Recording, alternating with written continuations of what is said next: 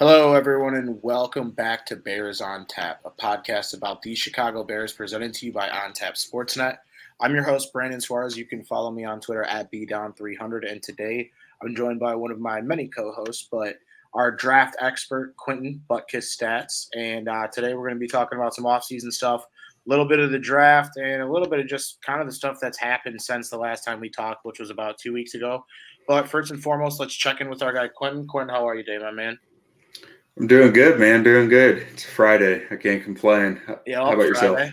Hey, Friday, we got March Madness this weekend. Baseball starts back up next week, and the NFL draft is only a month away. Like, this is not even a month. It's 27 days, I believe. So, a lot on the horizon on the NFL front. I was out at NIU Pro Day this week. I got to see, I don't know what Bears scout it was, but I was happy to see that there was a Bears scout at the home base for me. But other than that, I'm excited to see what direction this team goes in the draft and what free agents left out there they can, somehow piece together a somewhat quality roster with. Yeah, absolutely. And honestly, I hope this new front office puts a bit more emphasis on hitting on the guys on your home turf. Like, I feel like that's something that Pace didn't put enough emphasis on. Make sure that guys coming out of NIU, Northwestern, Notre Dame, Illinois were Indiana, right Purdue.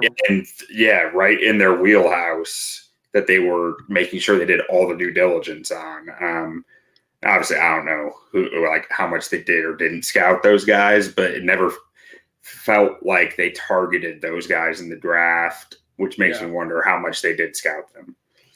Yeah, and I think, if you look at the most successful colleges, a lot of those colleges are picking right out of their own backyard. And I think, not to say, we have to pick people from Illinois or Northwestern or Indiana or Michigan or wherever, but I think, like you said, they should do a little bit more due diligence on the home front.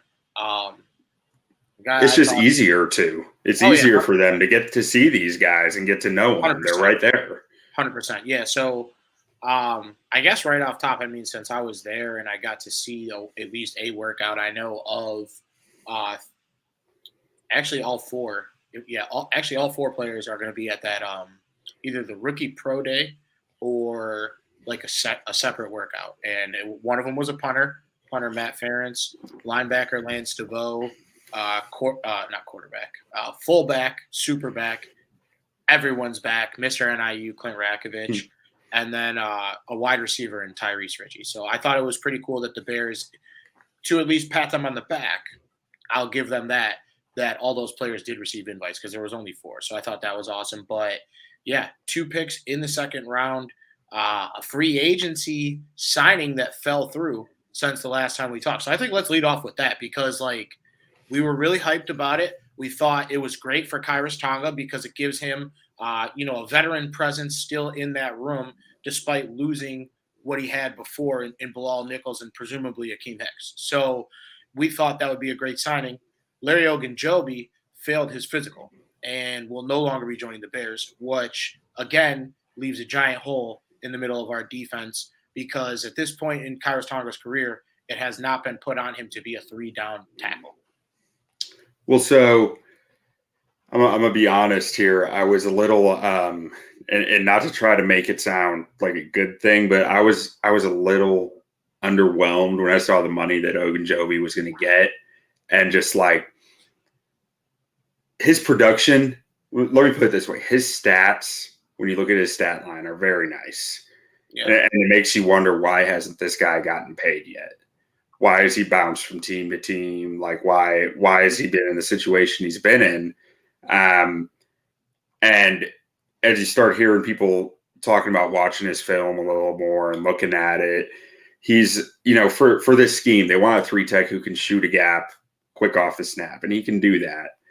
But when he doesn't do that, it's almost like he's not even there. He ends up on the ground a lot, and I'm not sure he was worth the money that he got. So I was almost a little relieved when I saw that his physical kind of wiped out the contract.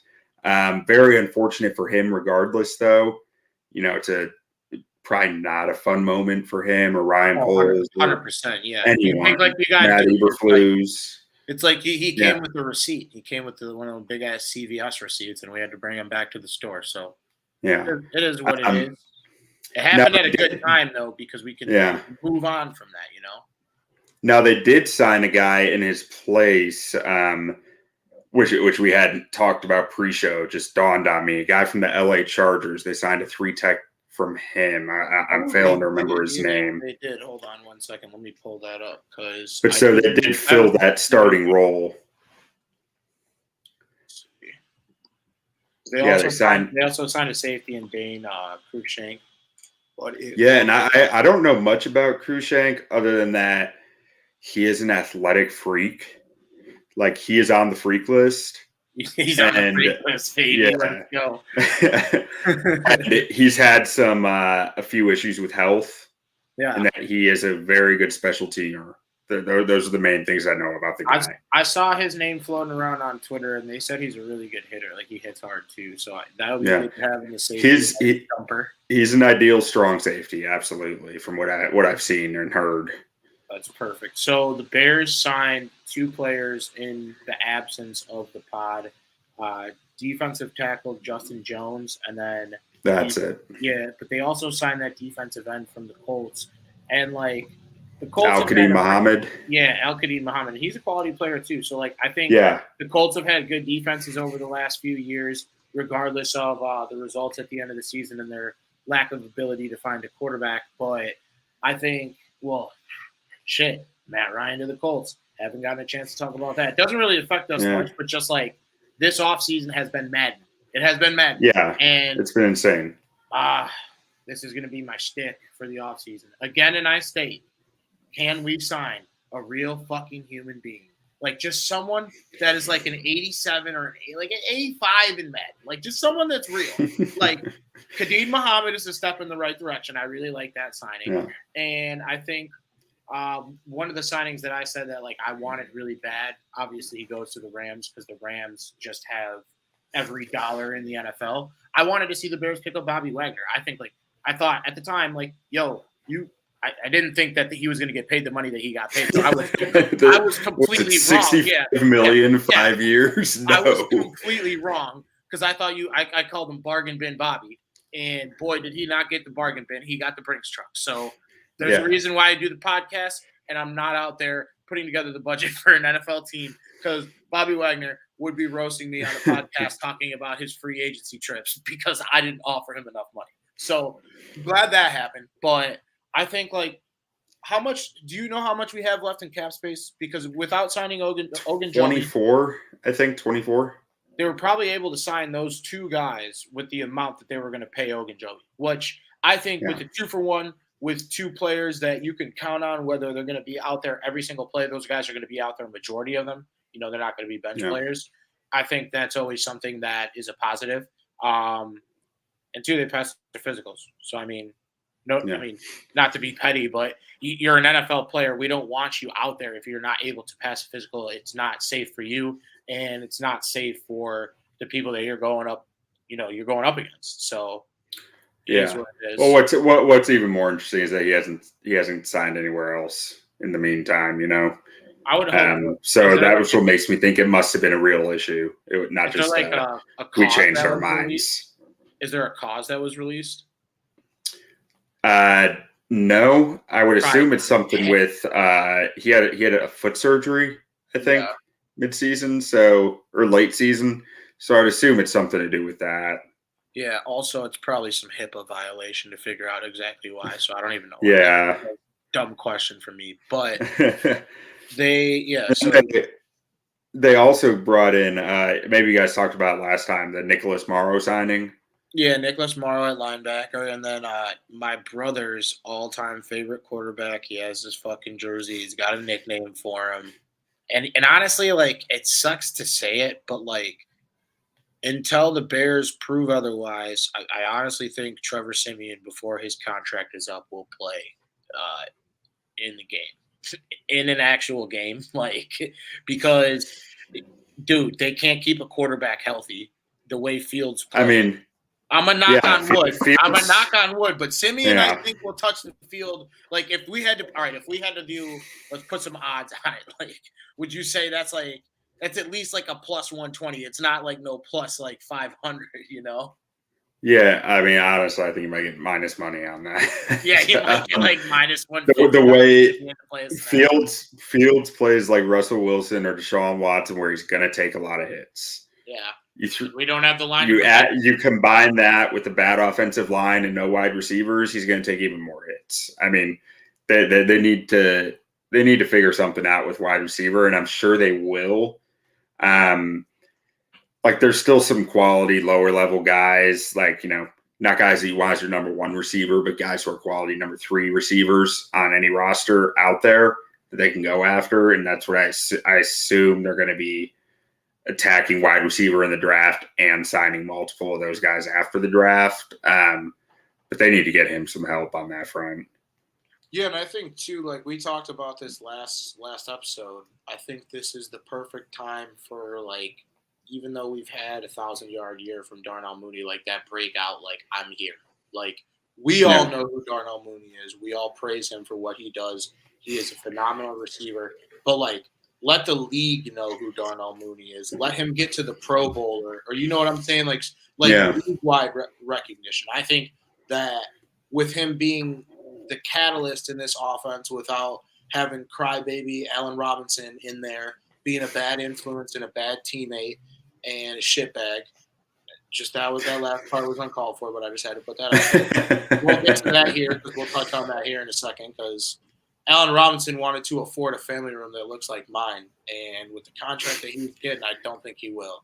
And I have a nice piano in the background. It's that piano's $15 million on its own. Yeah, it's definitely not a StreamYard banner or background drop, but I think like this is a year that I'm definitely picking Darnell Mooney in fantasy. I'm definitely blindly tailing his overs and his touchdown props, because I think like he is going to have a standout year. And I think developing that rapport with Justin Fields, with things like they were working out just last week at Georgia Tech together in the offseason. You love to see stuff like that. So I'm excited to see the growth, but like you said, absolutely have to make some moves for that room to be in the best position to go out there and succeed. And I think one thing that we've noticed so far in the Eberflus and Poles era is I think they're signing players that, I don't know what the word I'm looking for is, but like that are more like those dependable guys. Like they may not be the better player, but you know what you're going to get, and they may be a little bit cheaper, and they can get the job done, just maybe not at the same level as the guy. Lower risk, lower ceiling. Yeah, exactly. So, we'll see what happens. So, like, to touch on the Alchemy Muhammad signing a little bit, that's a clear culture builder to me. That's a guy who has been buying into Matt Eberflus' system ever since he was drafted like 3 or 4 years ago. He's a guy who's been there every step of the way, and he's a guy who's going to come in here and help him build that culture from day one, which I think is an important thing for a new head coach to get onto his roster. A guy who can testify to what these philosophies, these systems, these practices have done for him to younger guys. Yeah. And I think, like, honestly, the way that I saw, because I know you had your article come out about Eberflus, honestly, over a month before he was the guy. And I remember seeing, like, I saw him in Hard Knocks, because when I got my new phone, they gave me HBO Max for free. And they had the in-season Hard Knocks, which was pretty badass, a lot different than the preseason. But, you know, you like the preseason one because you get to meet the guy that's definitely not making the roster, but they're pulling into the production room for every single video. But I think from what we've seen so far, even just the way he's conducting himself around other NFL coaches and the people that he's around, you know, when all the coaches got together, he was hanging around with Mike Tomlin. That's who I want my head coach hanging out with, Mike Tomlin. Someone that knows how to win, someone that is culture in the NFL, that knows how to build it from the ground up. And I think, like, with the success the Colts that they've had, given the roster and the adversity that they've had to deal with, I think we have our guy. It's just, will what I'm saying actually go out and happen? And in the history of the Bears, it never has. So there's there's people that are listening. They're going to be like, yeah, we've heard this 50 other times in our life, and every single guy down the line, unless it's Mike Ditka back in the 80s or whatever, Coach Ditka was, 85, it hasn't worked. And I really just want to see the right fit with the right quarterback. And I think even though we didn't get them out of there last year, to have them in for Fields' first year, there's no better time to get the job done than right now, because, the clock's ticking. We don't even have a window. We are in a prison cell still. There's no windows. The window like you said before we started, window won't open until after next season. And it is what it is. We're kind of in NFL purgatory, if you will. No, NFL purgatory is when you don't have a quarterback. Oh shit! So we got that part at least. Okay, so we're not in purgatory, but we're like we just climbed out that bitch, bro. Like we are getting out. Yeah, we're one step above it on like a 20-step staircase that's as tall as we are. Like your foot is still hot. Yeah. Man, I'll tell you, the more I listen to Eberflus, just like doing some podcasts and some media appearances lately, it's like the more I feel like I'm listening to Lovie Smith. It's actually like the dude just has a very calm presence to him and a very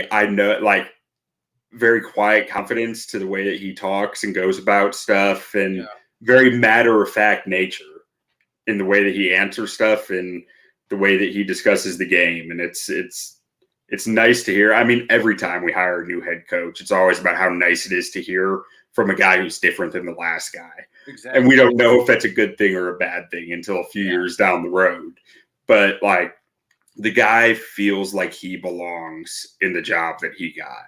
It doesn't feel like he's trying to overcompensate for anything. It doesn't feel like he's trying to, be buddy with everybody he talks to. It's just the guy's just talking football. Yeah, and I think too, if you follow the progression of coaches, I think the timing was right. He's had various other positions, coordinator positions. He's had positional coach positions and all that stuff.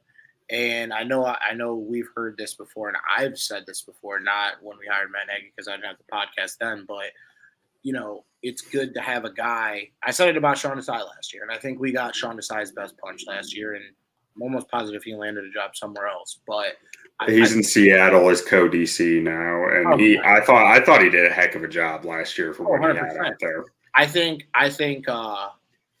with a new head coach in their first head coaching job, you're going to get a little bit more of that pizzazz. You're going to get a little bit more effort. You're going to see things like Club Dub, but we're not going to see Club Dub again because that was some Matt Nagy shit.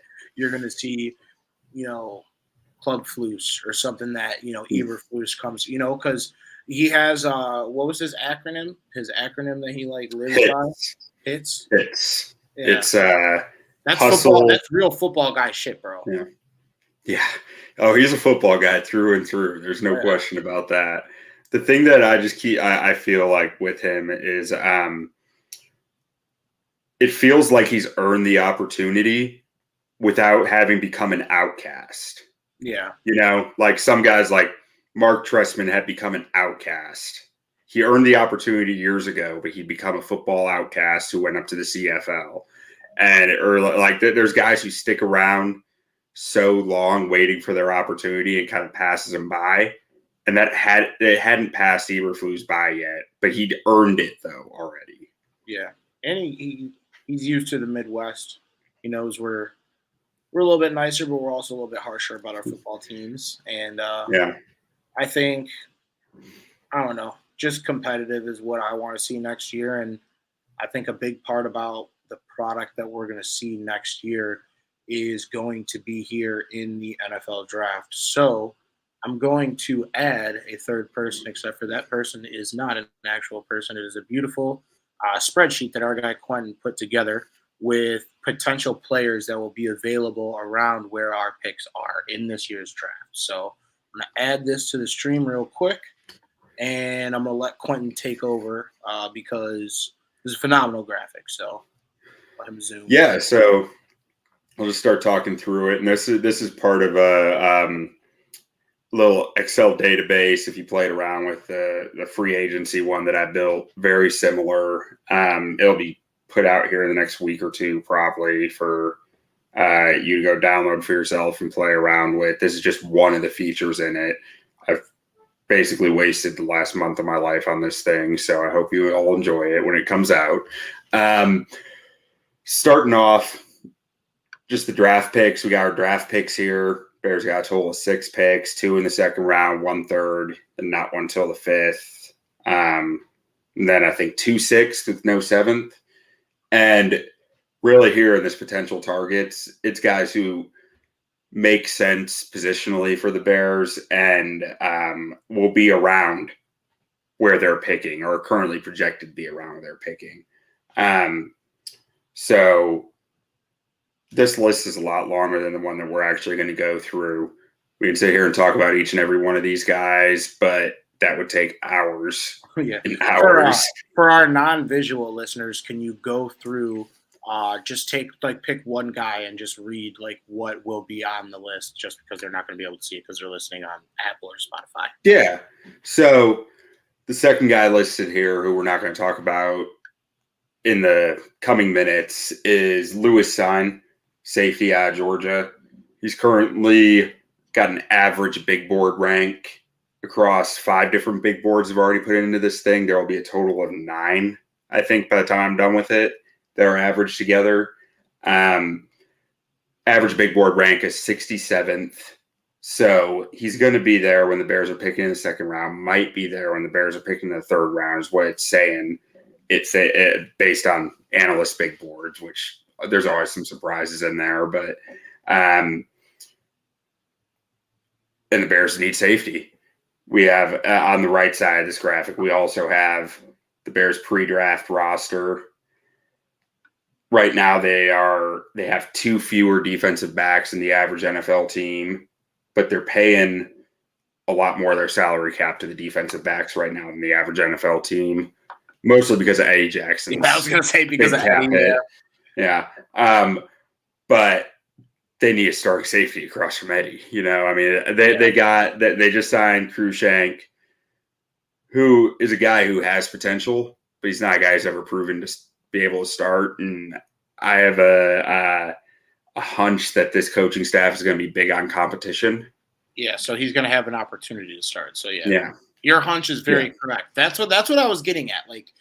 I think the type of guys that they're signing are those the kid that transfers to your school and takes your starting spot type guys. But not anything having to do with talent, just off of grit, 3-day-old spaghetti in their lunchbox in the training room and just a hard hat, absolute lunch pail guys. But I think for us, you have it perfectly put where it's we need help on O-line, we need a wide receiver, couple wide receivers, 7, an edge rusher. Obviously, when you lose Khalil Mack, and which I'm not even sure edge is that big of a need. I threw it in there because we just traded Mack. You can find, but if you're, and I have a bit of a theory that they're going to be shot. They're going to wait a few games and really try to put Quinn up on a pedestal, scheming him up to get free looks and get some sacks, get some numbers, and try to trade him before the deadline this year. I wouldn't be surprised with that either. Yeah. I mean, if they can pump him up to 6 sacks by the deadline, they'll get something good for him. Contender, yeah. Yeah, so I think that's where their head's at, which at that point you need some more behind him. But right now with Gibson at edge across from him, I'm perfectly comfortable with that personally. Yeah. So So let's go through these features. So let's go to the next one here. The first scouting report we got here is wide receiver out of North Dakota State, Christian Watson. One of my favorite players for the Bears pick. I really hope he is there because he's flying up draft boards. This dude is a freak, just an absolute freak. I mean, he's 6'4", 210 pounds, 39-inch vertical, did 18 bench reps, and runs a 4.3 640. He's above average in his agility drills too. It's just he's a freak.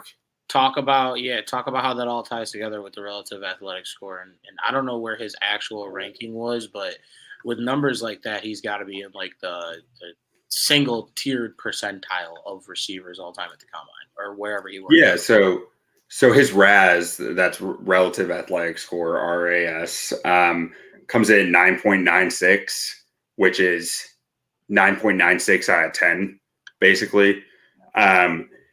Kent Lee Platt on Twitter goes by @MathBomb, made this system, ties all these numbers together from combine, pro day, based on height, weight, arm length. I mean, it factors in stuff like if you have shorter arms, you're going to do more bench press reps.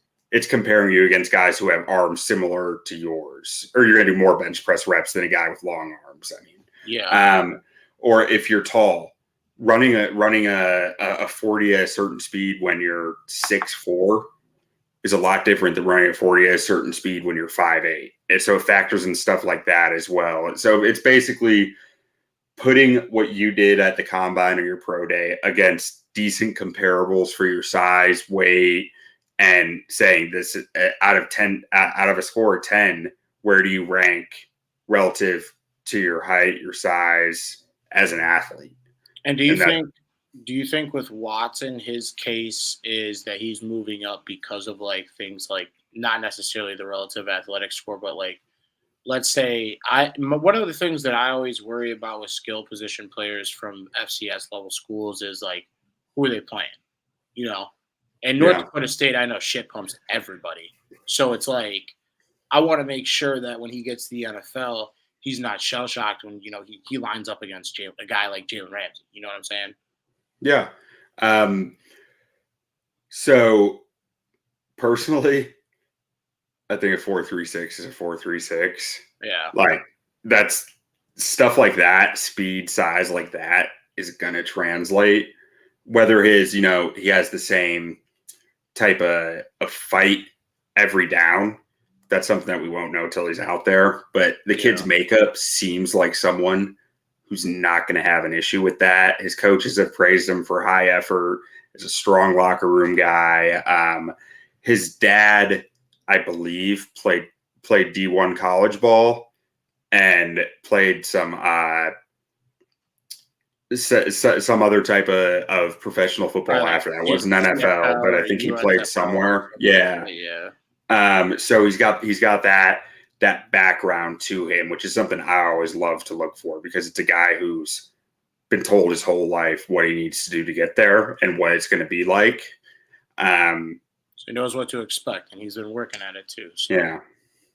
And then, I mean, I love seeing a guy who put up numbers like this with this type of size profile that returns kicks. Because that tells me personally that it's a guy who like loves the game a little more. Yeah. Like he just wants to be on the grass. He wants to be playing. No matter what. He wants to do whatever he can to help the team. He doesn't want to be he's not just hounding his coach or quarterback for targets. He's saying, I want to do that kick return thing too. It's always a nice as long as we don't get him killed out there, if we pick him, I'm down for it. Yeah. Well, hey, I'm not saying we need him to return kicks. I just like to see it in these guys, in their background. Yeah. This guy he's an outstanding fit for Justin Fields too. He is the definition of a vertical threat that you want with a gunslinging quarterback like Justin Fields. Because Fields just wants to murder you. He wants to go downfield. He wants to get 80 yards of play. And this is the type of receiver that does that. That gets that, plays with that mentality well. Well, and I think too, if we can get an offense that's catered to the fact that our quarterback, when he left college, was responsible for the most air yards in college football. Like, if we can get an offense that throws more than 3 passes deep down the field, you can utilize a guy that has that 4.36 speed. Because, like you said, a 4.36 is a 4.36. So, for those of you that don't know, that's almost an entire second faster than me. So I would be out there on ice skates. So a few of the things that you'd have to kind of caution yourself with drafting him, though, is he's still learning some stuff as a wide receiver. Like, cornerbacks can trace his routes sometimes. He has some tells. They might be able to jump his routes. He's not always as physical as you'd want to see with that size. You know, he's not Mike Evans out there dunking on everybody. And when you're 6'4", you could be. So that's something that you want to see him use. Does kind of, you'd like to see it a little more. And then just his cuts in and out of his route stems and breaks, like, he's not a sudden mover. He's more of a linear athlete, which his testing came in strong for his agility, but it doesn't translate to his routes yet. If it's as good as his testing says, he's still learning how to actually put that on the grass. Are you saying his routes are more rounded as opposed to like straight line squared off routes? Like, if I had to draw his routes with a pencil, it's not a straight line. So I wouldn't say that he's curving off his turns. I'd say it's more that he doesn't stop and start suddenly. He isn't taking that turn kind of like a build up. Like, you know when he's about to make that move because you can see the way he's running. He needs some extra steps to gather going into a break, or like he can't just be going full speed one direction and turn. He needs a couple extra steps. His feet just are not there yet, and his testing says his feet are there, but it's not in his routes yet. It's not like Tyreek Hill where it's like the Looney Tunes, like with feet. Where he can turn without losing we can deal whatsoever. We can deal with that, and I think for lack of better terms, the DBs in the NFC North ain't great. I know we don't have good DBs for the most part. We have like 2, but I mean, I think every team has about 1 or 2, and that's it. Well, and so his athletic testing even tells me it's something that he can physically do. It's just not something that he has the muscle memory down for. It's not something that he has just the mental reps down for. He might still be thinking about his routes while he's out there as opposed to just doing them. It's not like North Dakota State was the most pass heavy offense in the country. Yeah, well, and the thing is too that. I guess this is just me being an old man who's yelling at clouds. Going back to the fact that they were shit pumping people all the time. You would want your guy to be like, I want my guy playing in 1 possession games all year long, just because I want to see what he's made of in those situations. And I think some of those situations that he didn't have to deal with because he got spoiled to be on the best team in FCS. But on the reverse end of that spectrum, he is also on the best team in the FCS for a reason. And the way he's shooting up the draft boards, I'm always down to on the reverse end of the spectrum of the free agents that we're signing to sign these, low risk, high reward guys. Yeah. Well, so he was a guy who got that would be you'd be looking at this guy with your first, second round pick. I think like he might not be there, but the hope is that he is. I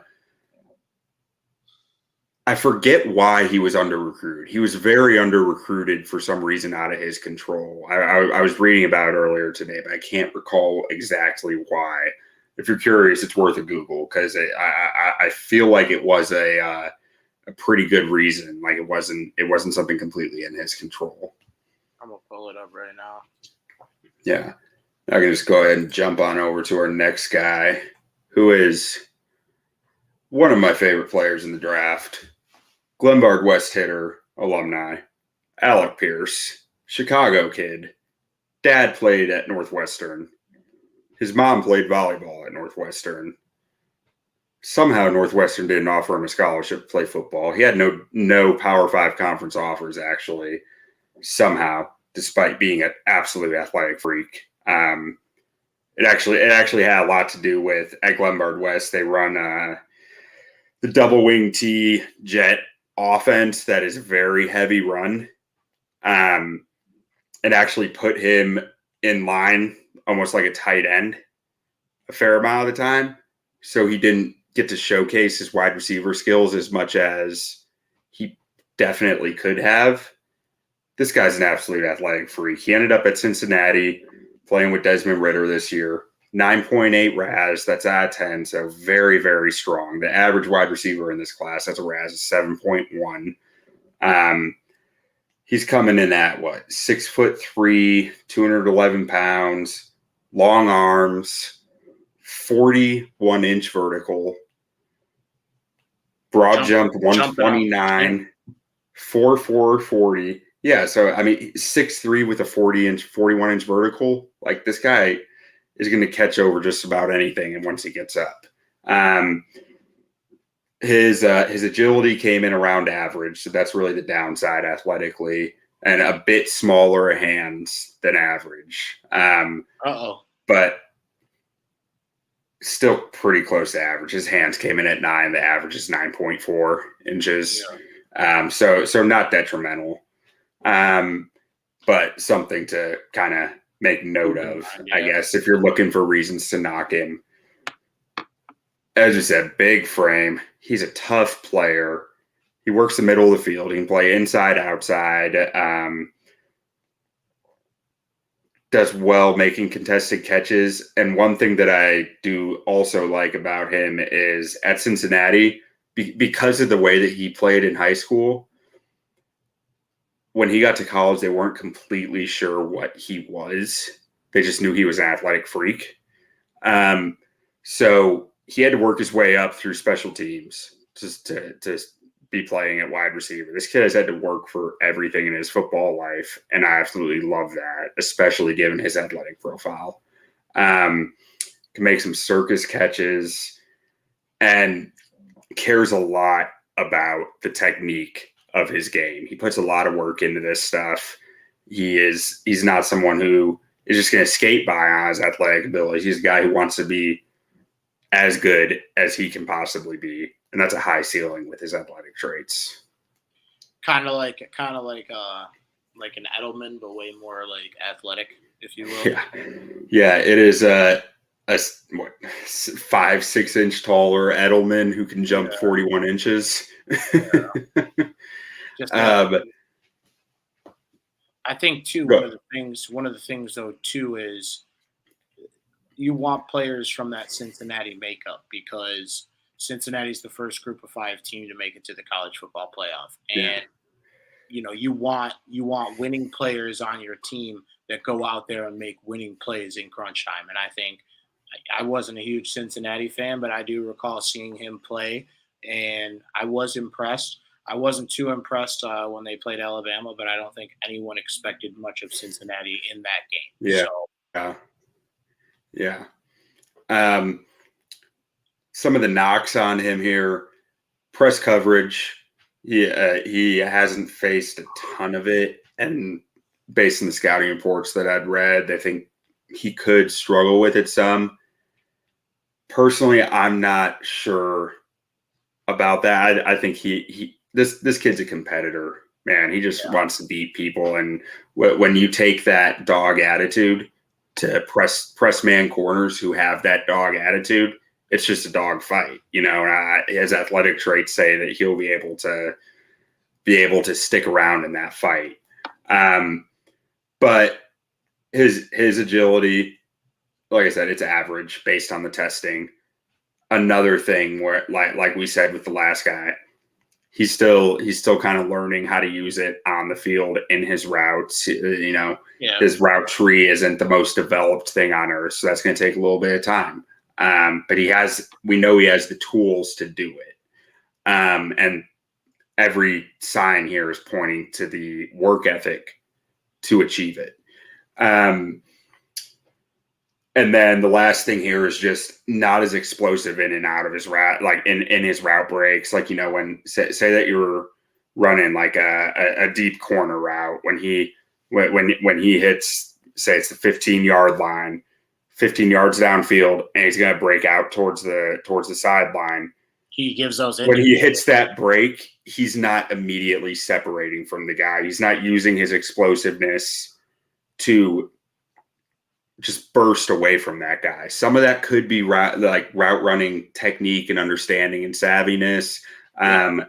Because his testing here points to a guy who is as explosive as anybody. You're jumping 41 inches in the air. You have some serious burst, but it's not coming through in his route running. So that when you hear about guys who need some development in their route running or lack of route tree, a lot of times that's what you're really talking about. It's not that they don't understand how to run in that shape or direction. It's that it's not all there. They're having to think it through as they go.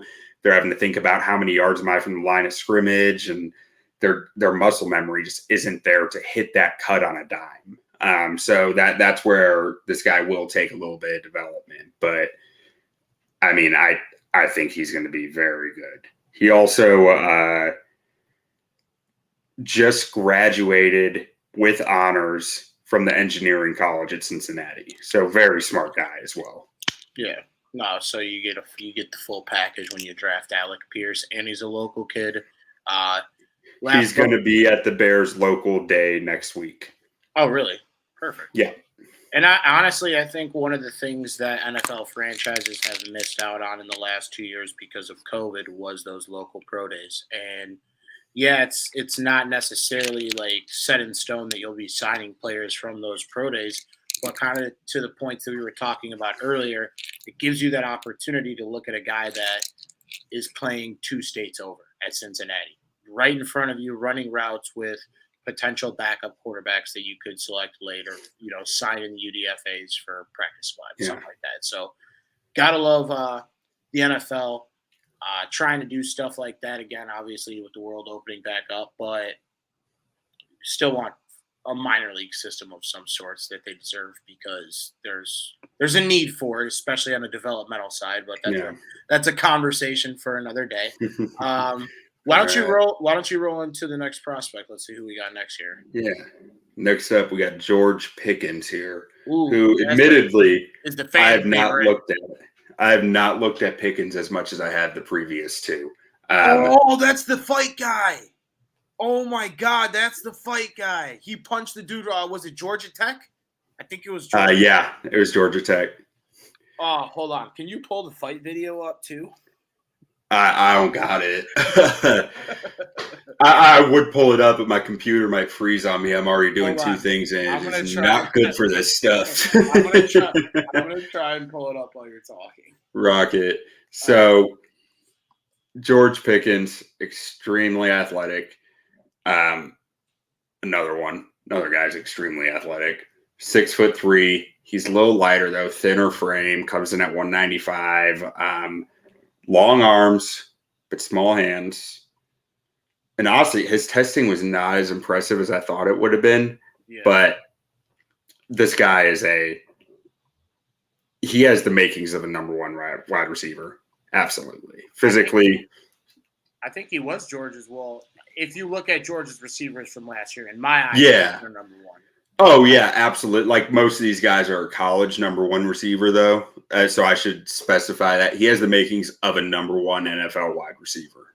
Yeah. Physically, he's got dog mentality. I mean, he punched the guy at Georgia Tech. He's a dog. He's got dog mentality. Check your DMs after you're done breaking them down. We'll wrap up with his UFC fight at Pickens Stadium. I mean, he's gonna go win contested catches. This guy just wants to dominate on a lot of levels.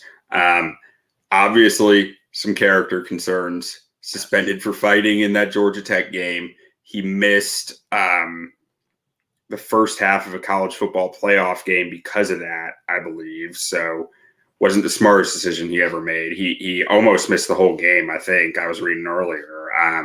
that they were considering suspending him for the full game. He was suspended a second time for breaking team rules. That one is very unspecific, and I'm not sure what he did, but he got suspended for it. He's a creative route runner. This guy knows how to create space in his routes. Very natural at finding space, making space, setting his opponent up. It's not something that he has. He's not a technician, but he's very good at it, if that makes sense. He's not. He knows what he wants. The most nuanced with details, but it comes naturally to him. Okay. And he's a dog, man. Just against press coverage, he's going to be hand fighting the whole way. He knows how to get his guy off of him and create enough space to get that ball. He can be taken out of rhythm by stronger press corners, though. Guys who can kind of dictate his 195-pound frame. I mean, this guy's the same height as the last two guys we talked about, but he's 15 pounds lighter.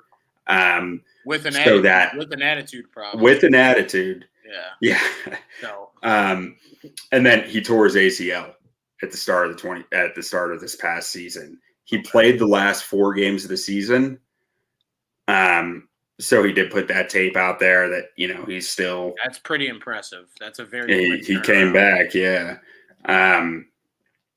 His best comp here that I found was Kenny Golladay. His best and most realistic. Because I wasn't trying to just pull. I was searching all over online for comps for all these guys, and someone somewhere is going to comp any receiver they want to Terrell Owens or Randy Moss. But is that really realistic? I was trying to find guys who made sense. Physically pretty similar to Terrace Marshall out in Carolina and Justin Hunter. But Kenny Golladay was the closest physically and just kind of where I think their games are their play style, their athletic ability, that type of stuff.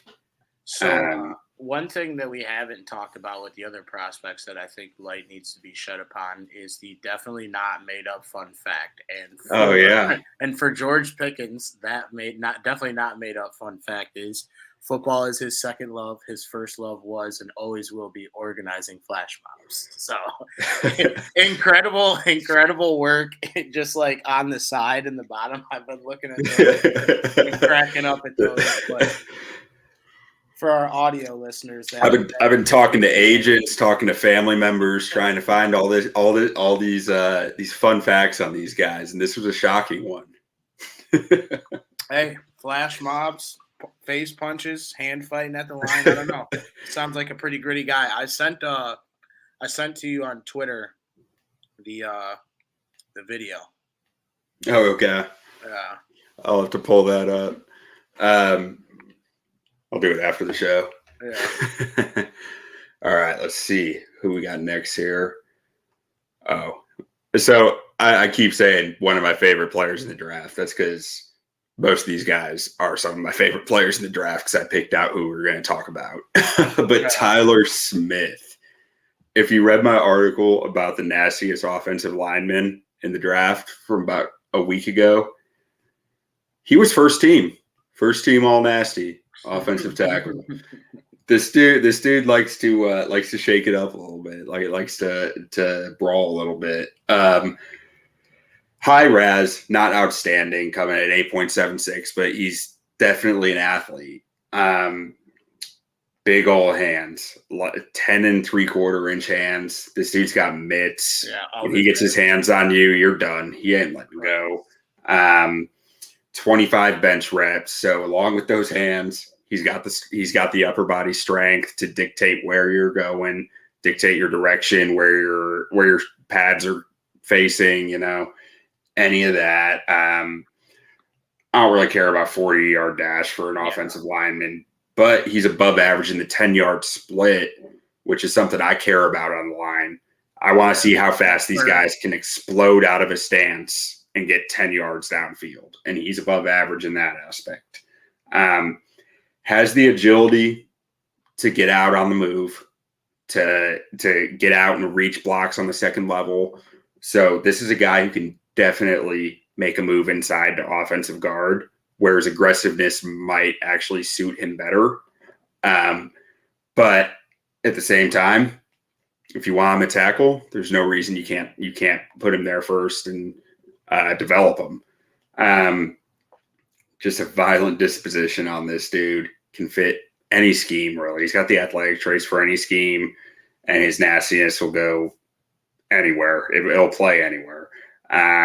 First team all nasties forever. That banner flies. Absolutely. Absolutely. As comes with the strength I talked about and the mitts for hands, this dude can run block all day, every day. The question with him is more in pass pro. What was that? I said, we run the football. We run the hell out of it. Yeah. Raw and undisciplined in his technique in pass pro. Probably needs a complete overhaul. All indications I've found is he's willing to learn. He's not an uncoachable guy. There were no red flags with him as far as character goes. So that's definitely a plus when you have a raw guy. There's nothing worse than drafting a raw player who needs a lot of technique work, who doesn't want to learn. His hands are strong, but they don't know where they're going. He's like Ricky Bobby in some ways. He just doesn't know what to do with them. Yeah. And just he needs to kind of meditate a little and find a little balance in his play, a little more control, decide when to bring that aggression and when to use the opponent's aggression to his advantage. So he's not always meeting aggression with aggression, or, a guy like Khalil Mack will eat up your aggression and just use it against you, Needs a little more finesse in his game. Yeah, he just needs to find better situations to use that. I think Kyle Long was a little bit the same way when he got here, where he was just a tank who wanted to run over everything. But when he found a little nuance in his game, it helped him. Yeah. Let's see. Comps here are outstanding. I had a hard time finding bad comps for him, actually. I'm sure there are plenty out there, but as I said, this is also one of my favorite offensive linemen in this class, so I just wanted to pick the good comps too. Yeah. Trey Smith. Trey Smith was a guy that Kansas City drafted last year, which means Ryan Poles drafted last year. Because Ryan Poles led that overhaul of their offensive line. And Trey Smith is a nasty dude, nasty offensive tackle, very similar physically. Kelechi Osemele is another comp here, which fits the athletic profile, fits kind of the nastiness, and was a heck of a player before some of the injuries that he had. And the third is former Bears legend Jermon Bushrod. Oh, yeah. Yeah. Bushy. Very, very similar physical profiles, but I'll say Bushrod was probably at least a little more controlled in his play than I would expect a veteran Tyler Smith to even be. And where did he go? Where did he go to school? He is at Tulsa. Oh, we got that Tulsa connection. Yeah. Travis Gibson went there. Yeah. Oh, I didn't even think about that. I mean, Tulsa and Tulane are literally the same school. Ask anyone on college football or college basketball; they're the same school. Dude, I get them mixed up constantly. Yeah, constantly. Like I was South too. One I think is Louisiana, and the other is Oklahoma. Tulsa's Oklahoma. Yeah. So I was doing a podcast a few days ago where we had a Chris Watt on as a guest. Yeah, I saw that. And he was coaching at Tulane last year, and I almost said Tulsa like 5 times. Yeah, trust me, you're not alone in that aspect. But I mean, I actually, now that I think about it, I think I know who you're talking about with Tyler Smith, because as a degenerate gambler, I've watched a lot more Tulsa games than your average college football fan. So, Yeah. He jumps out on film, man. This dude explodes into the defensive line. It's beautiful. Yeah. What's his size looking like? You said He is 4? 324 pounds, sitting at 6'5". Got average arm length, which is fine. I mean, as long as he can figure out his hands, I mean, you can deal with average on arm length, and especially if he moves inside, you can deal with that. On the outside, that could make his development a little tougher on him, just not having that length to lean on. But, I mean, dude, as a pulling guard, I would love to see him just mash people at the second level, but also too, like, his size screams tackle. Yeah, so absolutely. We'll see what happens if they pick a guy like him. I like the pick. Yeah. So his definitely not made up fun fact is actually one of the 2 true facts in all of this database I built. There's only 2 of them that are true. That's incredible. One person he would most like to meet, dead or alive, would be Hannibal Barca.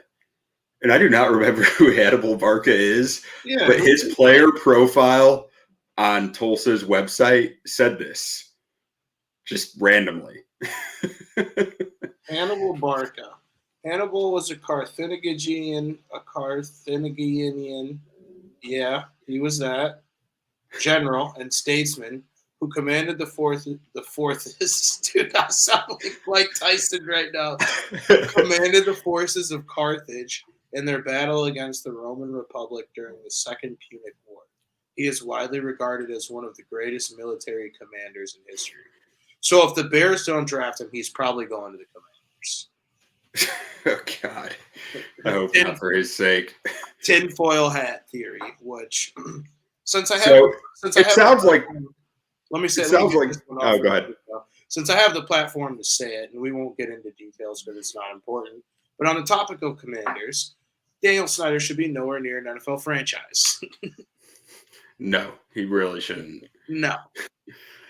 Back to the good stuff. Based on the fun fact, I'm assuming that Tyler Smith is a pretty smart dude. Yeah. And a warrior, too. Yeah. Someone I would want with me in an alley if I got into a fight, let's say. Definitely. All right. Next up here, Abraham Lucas, giving us a Mike Leach special on it. Washington State, Wazoo. Guy played for Mike Leach for 2 years, played this last year under the new coach. So I believe he's a junior. He started playing as a true freshman. Won first team All Pac-12, I think, as a true freshman. Considered like the best pass blocking offensive lineman there. It might have been redshirt. I think it was true freshman though. Either way, you're winning first team All Pac-12 as a true freshman. You got some real natural skills. 9.7 RAS. This guy is an extreme athlete for the position. 6'6", 315 pounds. You watch his feet. You watch this dude move in pass pro. You would not believe that he's 6'6". Like his feet are just. He is an athlete, an absolute athlete. Mitts for hands. Average length, or a little below average length, but generally average. Honestly, this dude is good enough in pass pro. I'm not even worried about his length. Just his movement ability is extremely impressive. 10-yard split, that 10-yard split too. And the 5 flat. Is that the guy who ran the fastest 40 as an offensive lineman at the combine at 5 flat? It might have been. That's pretty high up there. No, someone had to be faster because it's only light green in the graphic. If it was dark green, he might have been the fastest, but there were a few faster than. 10-yard split comes in at 169, averages 175. So this dude can explode off the ball. I don't know if I want him exploding off the ball yet because he doesn't really know what he's doing in run blocking, playing in Mike Leach's air raid for so long. So this guy is already very natural at the tougher thing to learn, which is pass pro. And as long as he has a physical mentality, he can be very good in run blocking too. Right. He shows mirror and pass pro that is just unteachable. Like he gets it. It's just easy, or I shouldn't say easy. It's just natural to him. And his hands, he knows how to use them. Which for a guy, especially a guy who's a little younger as a prospect, hand usage is something that is tough to learn, tough to teach, and he's got it down pretty well. Hand location and accuracy, on the other hand, are something that he needs to get better at. You don't need any more holding calls than we got last year. Yeah. Well, even aside from just holding calls, when he gives his punch out there off the line, he's too wide. He's hitting out here, not in here. Yeah. Not in like on the chest, but out on the shoulders, which just it's easy to miss when you're out here, and then the defender's in you. Defender just gets right into your pads and dictates it from there. And then just that punch timing and placement is something that he needs to work on. Plays too tall. He's 6'6". This guy is not someone you're going to be moving inside to guard. This guy's a tackle all the way. And needs to get a little bit better with understanding changing fronts in front of him pre-snap, how they change post-snap, what different stunts or blitzes they might be bringing. He just needs to learn that a little better. But I think the capacity's there for him to understand it. And any system that's going to be passing a lot, this is a guy that you probably want to take a flyer on just because of how natural his pass protection instincts are. And also, he's written and sold the lyrics to 3 Nashville country hits over the past 5 years. That's incredible. A little honky tonk action. So Abraham Lucas is a guy that I like. I don't love. I love nasty offensive linemen a little too much, I think. And I think Abraham Lucas would be a very smart pick, which makes me glad I'm not making the picks because I wouldn't make the smart pick. I'd want the nasty guy. But it's a very good point. I don't think he lacks a nasty attitude as much as he doesn't live by a nasty attitude, if that makes sense. Yeah, I hear you on that. I think like if you can get him to act on it more or to necessarily maybe just live by it, then you could become a little bit more of a nastier football player, right? Yeah. Well, and if I'm being completely frank, I don't know if I want my offensive tackles to be the nastiest guys around. Yeah. I want them to have a little more patience, a little more level-headedness, level attitude. The inside guys, I want to be maulers and brawlers. I want the outside guys to be smart. Yeah. I hear you on that. You got anybody else left in the chamber? Let's see. We got one more offensive lineman, I think. I think this is the last one. Oh, Maxon guy. Yeah. Chippewa. Yeah. Some Bernard Raymond. I think that's how you say his name. That's another guy. That's another guy you've been hearing his name a lot more as this process comes to fruition and we're getting closer to the draft. So big boards are all over the place with this guy. I think the average rank that we had in the initial graphic was like 33. Some have him going in the first round. Some have him fall into the third round. There's a lot of different opinions on him. Converted from tight end 2 years ago, so he never played an offensive line except for blocking as a tight end until 2 years ago. He's a mountain, 6'6", little light at 300 pounds, short arms, about an inch shorter than average, which is worrying, but he's got the strength to really be able to control guys, 30 bench reps, and he's just an extreme athlete. 9.86 relative athletic score. He was born in, I want to say Germany. I think he's a military kid. You said Germany? I think it's somewhere in Europe. I think it was Germany though. And another topic on the word born and when he was born. He was born 25 years ago, and that's a serious character issue. He's an old man. So that's why there's the / other in there, because I couldn't really call that character, but I wanted to put it somewhere in here. Hell no, that's a character issue. That grandpa trying to come to the NFL draft. In September, he's turning 25 years old, and he's pretty raw as an offensive tackle because he's only played it for 2 years. The question is it worth trying to develop a 25-year-old who might not really figure it out for another 2-3 years? It's a risky one right there. He shows the grit out on the field. He likes contact, plays through the whistle. His athleticism gives him a lot of opportunities to recover without technique when he gets beat, and make second efforts to repair a block. And he's light, but he's strong. So 303. It's kind of small. It's really why so many people are so split on this guy. Like at 6'6", 303 is definitely light. But he put up 30 bench reps. This guy puts in plenty of work in the gym. At 25 years old, I question whether he can add weight.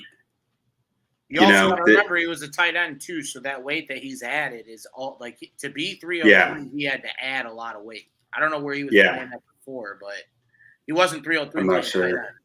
No, I mean he's added like 60 pounds in the last 2 years. That's insane. Yeah. So I mean maybe you get him in a NFL strength conditioning program with the right food, he can keep adding. It's just I don't think you know until you get him in the building. At 25 years old, he's not growing. You know. He's going to take patience to figure this thing out. He's almost robotic in his pass pro. Doesn't react to unforeseen things all that great. Just not natural to the position yet, which is understandable when you've only been playing it for 2 years. But it's just a question of whether you think you can get it to click quickly for him. His comps, I mean, the first one is Lane Johnson. Physically, this dude is up there. But Lane Johnson wasn't 25 coming into the league. I don't know. And had played the position a lot longer. You also got Sebastian Vollmer and Brian O'Neill as the other comps. And Bernard here looks down upon people who drink skim milk. Considers it a serious character flaw. I mean, yeah, one would say it is. I mean, it's literally watered down milk. That shit is nasty. Absolutely. We're a whole milk podcast. 100% all the way. Not even that 2% stuff.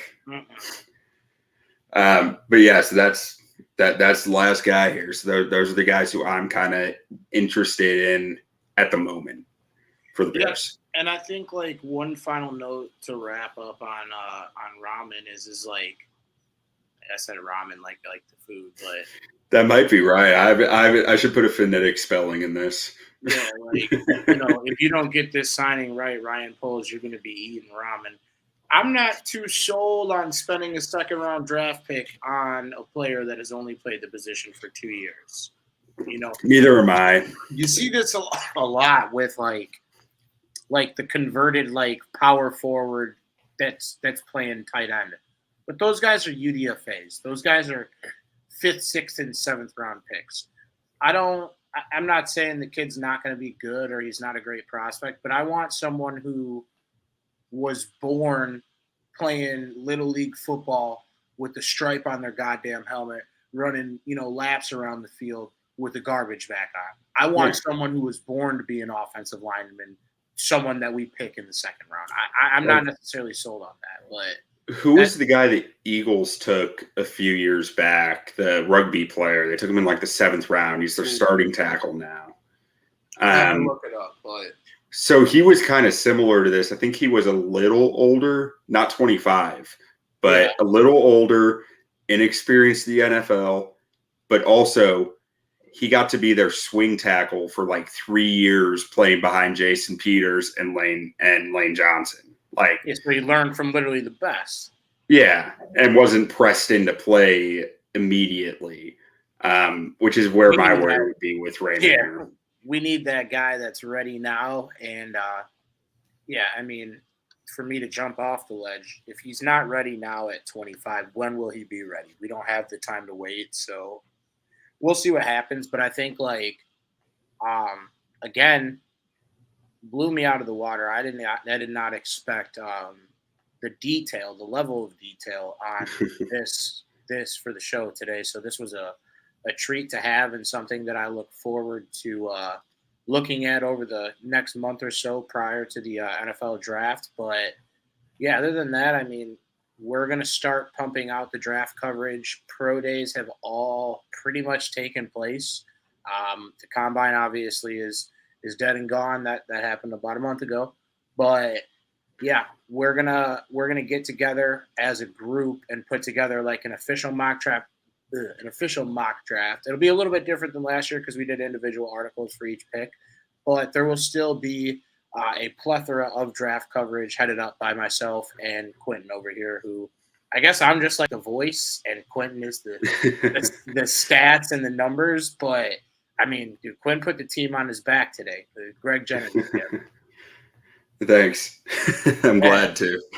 Yes. Yeah. So we'll keep you guys posted. I don't want to put a date on the next podcast, but with the draft coming up, it's going to be a very busy time, and expect a lot of written work. And then 2, we will be hosting a live stream during the draft. So if you don't want to listen to Mel Kiper and Todd McShay and whoever the heck else they got covering the draft nowadays, you want to sit back, drink a couple beers. Maybe we'll have people on the stream to talk about picks. If, say you're not a Bears fan, you're a fan of another team, and you want to come on and vent about your team, all for it. But that's another discussion for another day. This was Bears on Tap, presented to you by On Tap Sportsnet.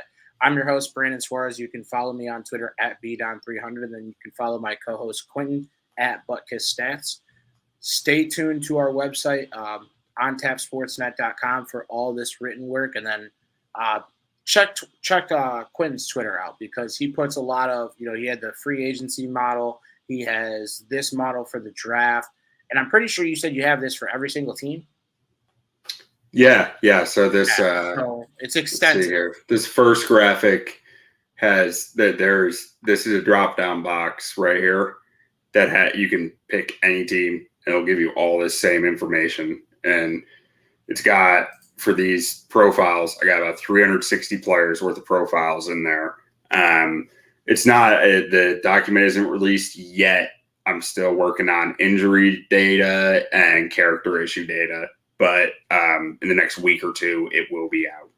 Yeah, so if you're going to be in this year's draft and you were born at or around 1997, scrub that from the internet, because this guy's going to put it in the database, and then that'll be there forever.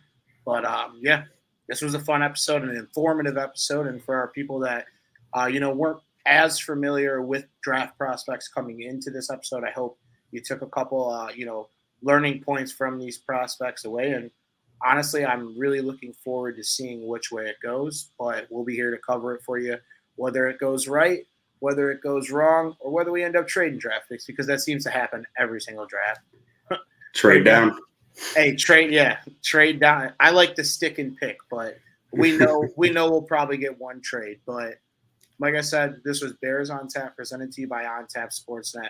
We'll be back with you here in the near future, and bear down. Bear down.